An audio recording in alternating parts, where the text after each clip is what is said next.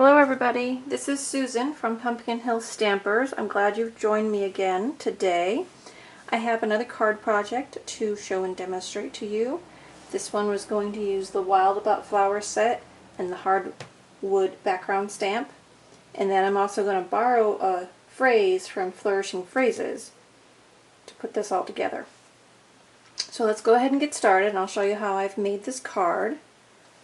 So I'm using Crumb Cake as my base card layer and Whisper White as my neutral.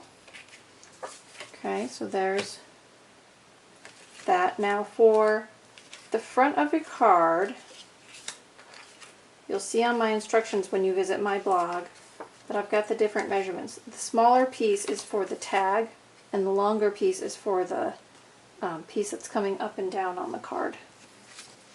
See, this one makes this tag and that one makes the words. So you know all your pieces. And then I'm using a piece of Perfect Plum cardstock at 1/2 inch to make a paper ribbon across my card front. Okay, so we're going to start by stamping the background image. So I'm going to ink up my background stamp with my Crumb Cake.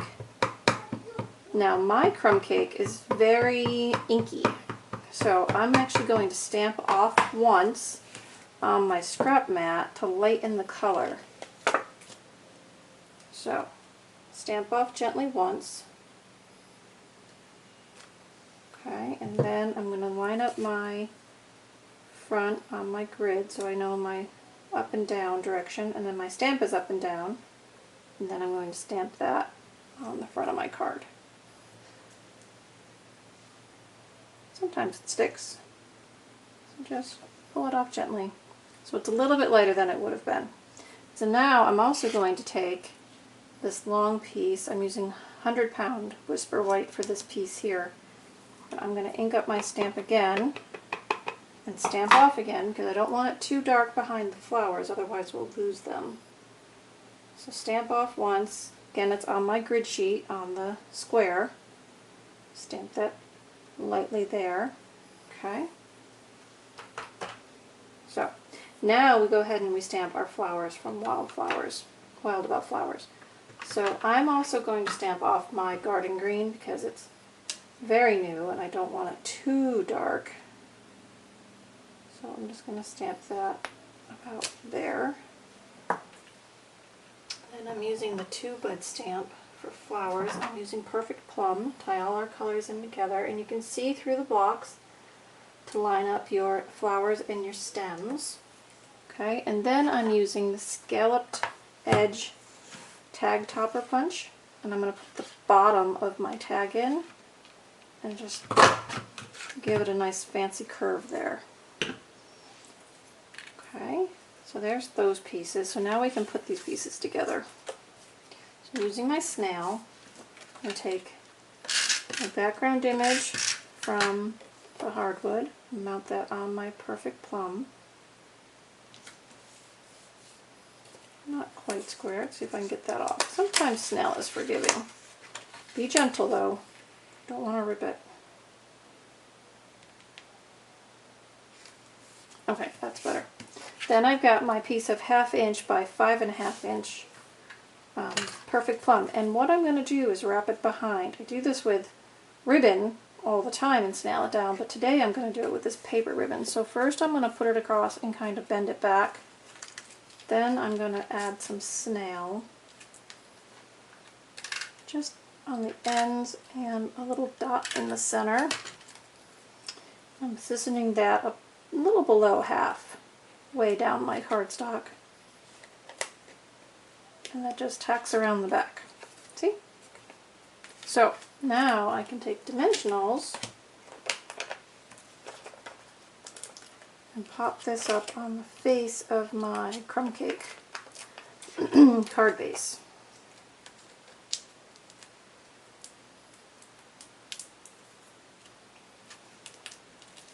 Okay, so now I've got this way, and here's my front. Make sure that's got a good crease, and line that up. Be a little bit of an edge of Crumb Cake all the way around. Okay, so everything's just stepped up off the card. Now I'm also going to put dimensionals on the back of this tag, and I'm actually going to use the strip on the edge and just take 2 runs of that. No reason not to use all of the dimensionals that come on your sheet, and I'm offsetting this to the right a little bit, so I'm lining up that top edge, and then it just comes down the card like a placker. Okay, so now I've got a piece of 100-pound Whisper White, and I'm going to go back to my Perfect Plum ink, and this is where I've borrowed the phrase from Flourishing Phrases. Okay, so I'm using just a note, but this Flourishing Phrases set comes with so many phrases you can use for many occasions. And as you can see, I'm using our new Pretty Label Punch, and most of these will fit inside of that label. The only one that doesn't really fit is Congratulations. It fits just enough, so you could use it. I think there'd be a little bit too much white space, but you can see how this punch can be used with that set quite easily. So that's what we're doing. So I'm using the Just a Note. Here's my Pretty Label Punch. I'm flipping it over to C. Lining it up in the center. So there's that. Then I'm going to take 1 dimensional and put it next to this tag. And the reason I'm doing it is I've already popped this up. So I don't want to put a dimensional on both sides of this and put it on, because then it would be tipped up. So I'm putting 1 dimensional there, and then I'm putting a little snail on the back of this side. And then I'm putting that down on the front of my card. Okay, so that way all my height is about the same. I don't have anything too thick in one spot. Alright, so now for the inside of the card, I have a inside piece of Whisper White, and I'm going to show you. I've just stamped the flowers again on the bottom of the inside. So let me move that aside.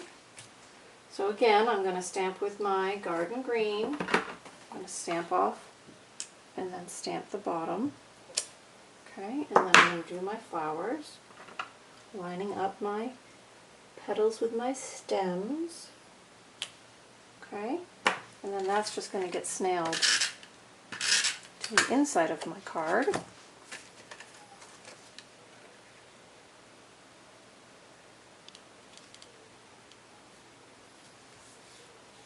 Okay, and then for my envelope, don't ever send a naked envelope. You put all this time into making a beautiful card. Make your envelope pretty too. So, same thing. There's the stem and the flowers. If nothing else, it brings a smile to your post-delivery person, right? There you go. So, there we have it.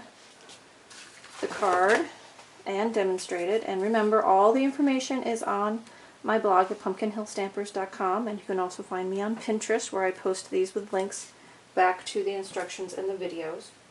So I hope you enjoyed it, and until I see you again, happy stamping!